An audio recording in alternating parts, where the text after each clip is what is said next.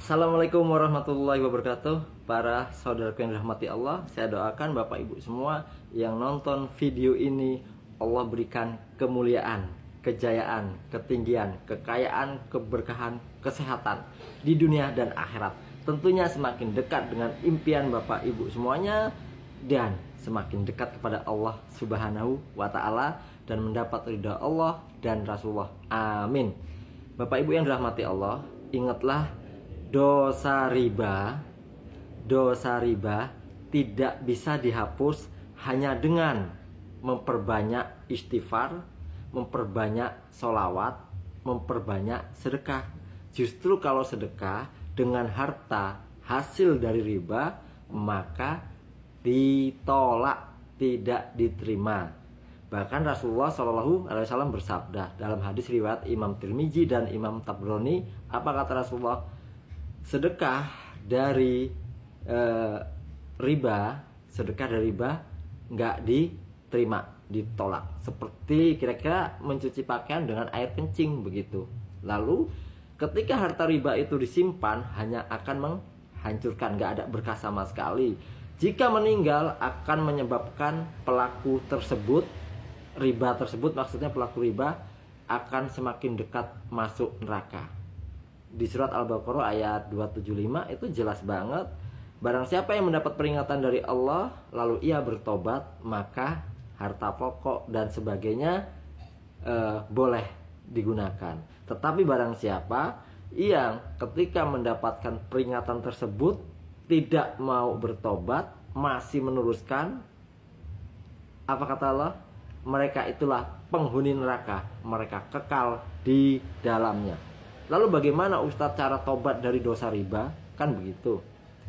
Yang pertama Bapak Ibu udah jelaskan, kebanyakan hampir 90% bahkan 100% itu yang datang ke saya konsultasi seharinya mungkin udah ratusan bahkan ribuan, dan yang gabung di grup itu semuanya 100% bingung gimana caranya keluar dari riba. Karena semakin banyak sedekah kok masih seperti itu aja. Sholat, ibadah, sholawat, macam-macam kok masih gini aja Ustadz. Lalu saya bilang begini,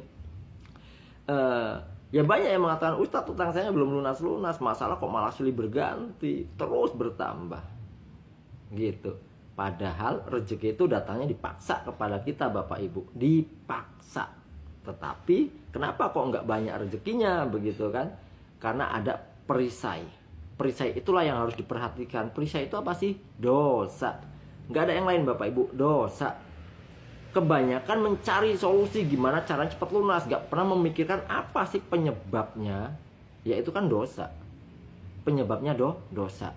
Caranya gimana? Ini ada kisah, banyak kisahnya, udah ribuan bahkan puluhan ribu. Nanti yang udah melihat video ini, yang udah gabung di grup itu mungkin bisa testimoni ataupun bisa mengutarakan permasalahannya. Tadinya udah mau begini, bunuh diri lah, yang kabur sana sini, tapi dengan izin Allah ketika konsultasi, ngobrol, kita tabayun, lalu dapat solusi dan selesai dengan cepat. Seperti kisah yang mau saya kisahkan ini, ada bapak suami istri, nggak mau disebut namanya, amanahnya 7 miliar Bapak Ibu.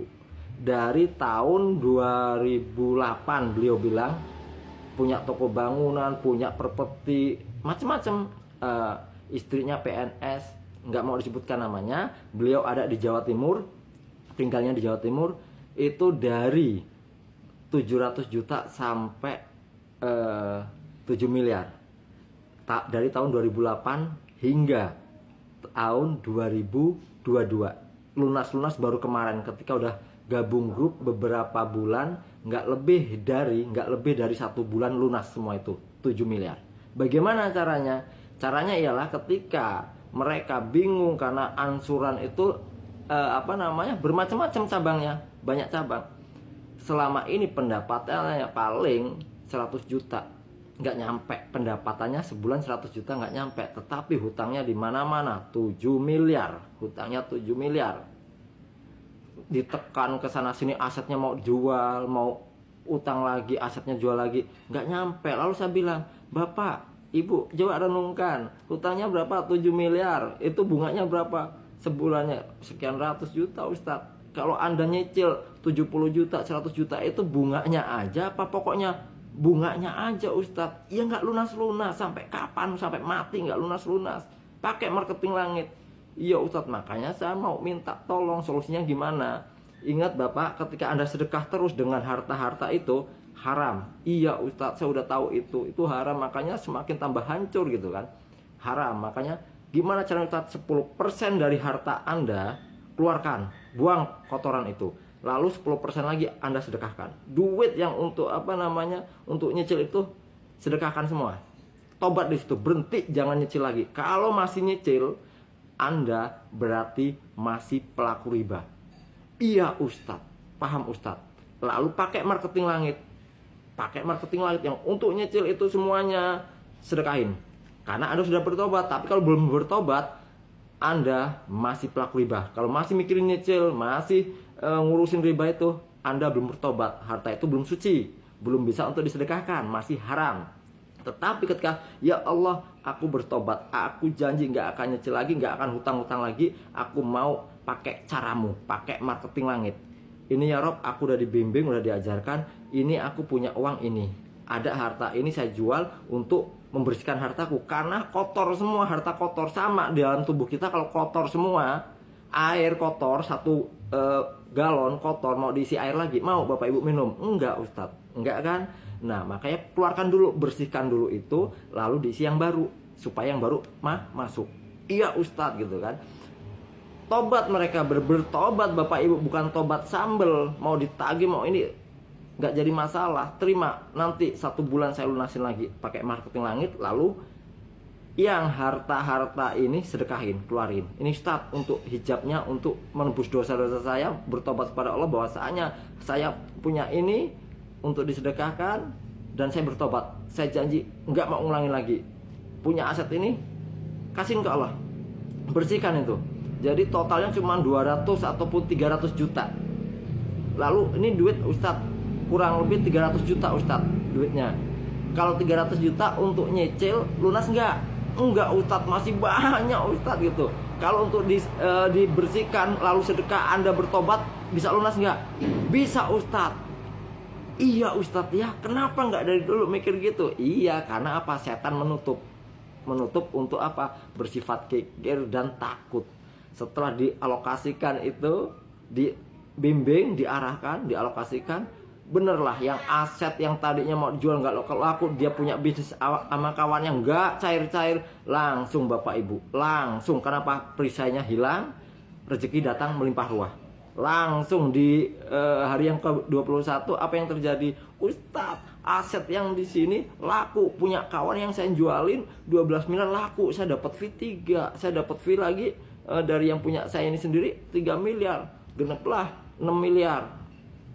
Ambil dilunasin yang bagian A yang udah neken-neken itu, lunasin. Nggak lama lagi Bapak Ibu dapat lagi yang tender lagi. Proyek dia kan kontraktor juga karena punya toko bangunan, dapat lagi tender lagi, dan sekarang terbebas dari riba, asetnya masih utuh sebagian, dan sekarang lebih banyak lagi. Baru 1 bulan sudah selesai dengan cara Allah. Kenapa? Perisainya terhapus, nggak pelaku riba lagi, bertobat, nggak cicil. Jadi yang datang gimana Ustadz? Yang lagi katakanlah insya Allah sebulan saya bayar lunas, tapi pakai marketing langit. Ada tanamannya yaitu sedekah, ada tanamannya lagi yaitu tobat, ada tanamannya lagi yaitu apa? Sholawat. Setelah sedekah ekstrim itu 10% das hajar, lalu bertobat kepada Allah. Aku janji ya Allah nggak akan ngulangin lagi, aku janji ya Allah. Lalu apa? Perbanyak sholawat, perbanyak bertobat, lalu mindsetnya dirubah. Mulai sekarang saya sudah sukses, saya sudah kaya, saya sudah berhasil, sehat. Maka memproyeksikan, saya sudah kaya, saya sudah bahagia, saya sudah kaya, saya sudah bahagia, saya sudah kaya, sudah bahagia, sukses. Apa yang terjadi Bapak Ibu? Law of projection. Allah beri rezeki dari arah yang tidak disangka-sangka. Maka dari itu bertobatlah sebelum terlambat. Insya Allah, semangat.